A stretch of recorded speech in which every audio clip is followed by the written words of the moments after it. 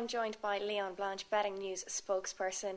Leon, it's a major week of sports coming up with the Grand National, and tonight Ireland take on Italy in Bari. Now we heard that Aidan McGeady's also out, so that's Damien Duff and Aidan McGeady out for tonight's match. Where does that leave Ireland's chances? Yeah, it makes the task all the more difficult, Nicola. It certainly does, having two of the starting players that Trapattoni has trusted for most part of the group not playing tonight is a big hindrance to the Irish chances. But look, they're going there to face the world champions. It's never going to be easy away against Italy.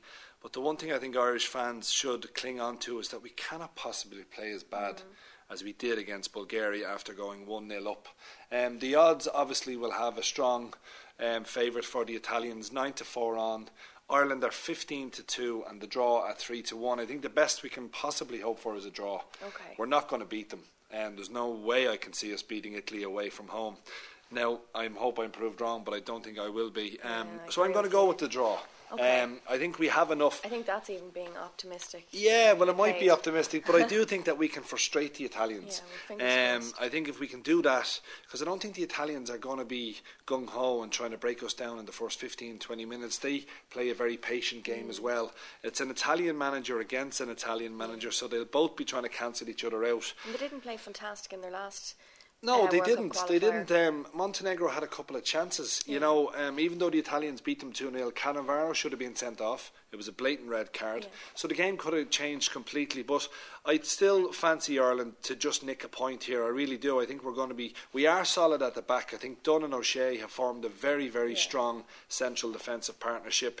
The Italians don't have the star forwards like they used to have. I see Giuseppe Rossi is probably going to start for Italy. Now, he couldn't even get a game for United. So I don't think we've that much to fear from their attackers. Pirlo will be instrumental in midfield, as he always is.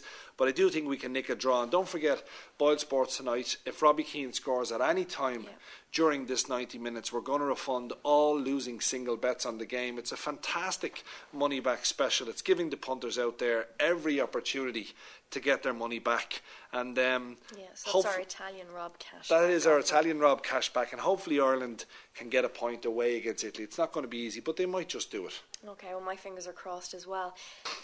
And Leon, who do you reckon is going to be the first goal scorer? I know Richard Dunn was a surprise in scoring against Bulgaria last week. Could he score again? Yeah, there's no reason why he can't score again. I think Ireland are going to be relying on a free kick or a corner kick, some type of a set piece. So Dunn is always a threat. He's 50-1 to open the scoring tonight in Italy. The favourites, it's no surprise yet. Quinta 7-2, Pazzini at 4-1, and young Rossi, who I've already mentioned, he's 9-2. For Ireland, some people might think these are huge odds. Robbie Keane 9-1, Kevin Doyle. I actually like Kevin Doyle. I think he was our best player against Bulgaria. He never stops working. He really tries for the team.